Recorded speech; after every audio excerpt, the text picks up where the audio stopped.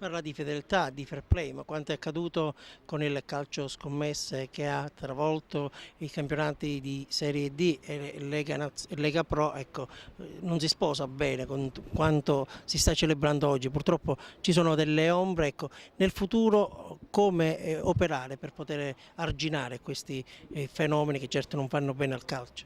Il mondo del calcio è la società civile, non è che nel calcio, come dire, ci stanno tutti bravi, non ci stanno, come in ogni, come dire, luogo di lavoro, come in ogni. Ecco, questo però non vuol dire che deve essere una scusante, perché lì ha ragione il presidente Mattarella quando dice il calcio noi siamo abituati che è un gioco, che è una cosa quindi in termini positivi, non può pensarsi mai che lì c'è tutto un gruppo che gioca sull'attorno alle scommesse. Come arginarlo? Arginarlo chiamando alla fedeltà sempre più gli stessi calciatori e aumentare anche le sanzioni. Però io sono del parere che se la sanzione, se il fatto repressivo non è seguito da un fatto, come dire, educativo, non riusciamo a venirne fuori. Le giornate come oggi sono da prendere esempio, perché vediamo tanti bambini, tanti ragazzini cercano di coltivare un sogno, dove questi sogni a volte vengono rovinati da gente, gendaia che come sempre è arrivata all'estero, dove cercano di arrivare nel nostro calcio perché loro hanno il potere economico.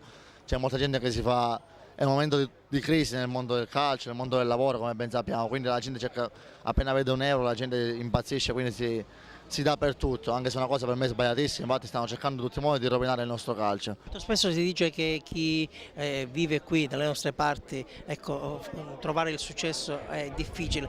Monachello, insomma, sta vivendo un momento di gloria, un momento importante. Ecco, quanto credevi quando eri bambino, ragazzino, a questo sogno? No, diciamo che non è stato proprio facile, come ha detto lei, perché ho dovuto molto girovagare. Sono andato via da casa a 12 anni, sono partito per Milano, avevo 9 anni fa, 12 anni avevo.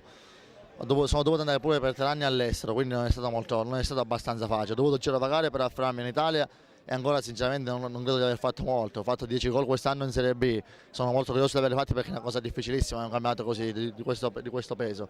Però credo che, come dico sempre, questo è ancora un punto di partenza, perché a 21 anni non siamo mai arrivati, quindi speriamo di continuare così. C'è il rischio di poter ipotizzare, ecco, la responsabilità oggettiva e quindi di partire penalizzate nel prossimo campionato?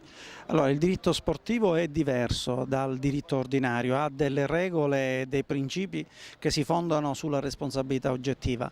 È chiaro che è evidente che non vi è nessuna responsabilità da parte dell'Agragas.